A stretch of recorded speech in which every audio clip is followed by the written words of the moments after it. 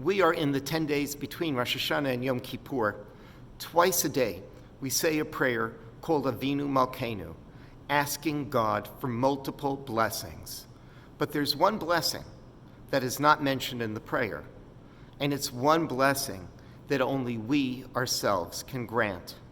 There's a story told about Rav Shneur Zalman of Liadi, the first Lubavitcher Rebbe, and a prominent chassid of his came to visit, and he brought a kvittel.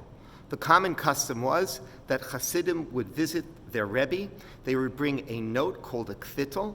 On the kvittel would be written multiple requests, asking the Rebbe, please pray for this on my behalf. And this chassid, who came in with his friend, brought a very long list of requests. And he hands it to Rav Shneur Zalman of Liadi, who reads this very long list, and he looks up at the chassid, and he says, you've thought a great deal about what you need. Have you thought about why you are needed? So the interview is over, the chassid walks away.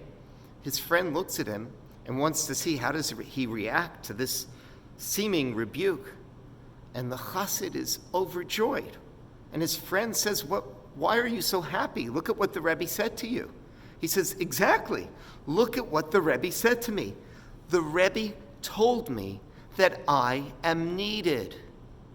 There is no greater blessing than to be needed. And the only person who can offer that blessing is you. You are the only person who can decide whether or not you're needed. Viktor Frankl, after surviving the Holocaust, wrote in one of his lectures that the question no longer is, what do I expect of life? But the question is, what does life expect of me? What does life expect of me? Why am I needed? Those are questions that we need to answer. And when we're able to answer that question, then we truly have the blessing of purpose and meaning in our lives.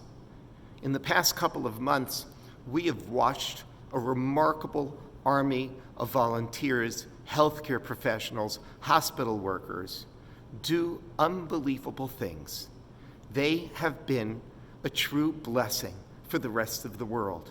They have been exactly what we needed. They have done exactly what life expected of them.